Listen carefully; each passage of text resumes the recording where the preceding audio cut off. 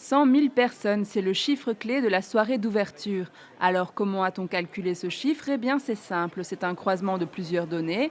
1. Les données des opérateurs de téléphonie avec le nombre de GSM dans l'enceinte de Mons.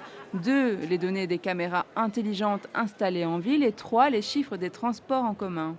Ces 100 000 personnes ont pu se déplacer sur 17 lieux, mais à plusieurs moments, il a fallu détourner la foule. Certains sites étaient saturés, notamment la Grand Place, la place Nervienne, la place du Parc et surtout le parc du Beffroi. Niveau sécurité, le bilan est positif pour la police. Jusque minuit, aucune arrestation, mais en seconde partie de la nuit, on note 18 arrestations administratives au marché aux Herbes.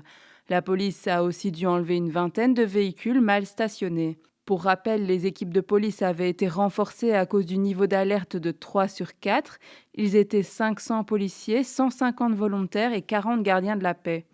Autre bilan positif pour la Croix-Rouge cette fois, aucun blessé grave, 19 personnes soignées et 11 évacuations vers les hôpitaux. Niveau mobilité, ils étaient 3130 voyageurs à être arrivés en train samedi entre 15 h et 17 h 30. Parmi eux, 2000 ont profité des billets à tarif réduit.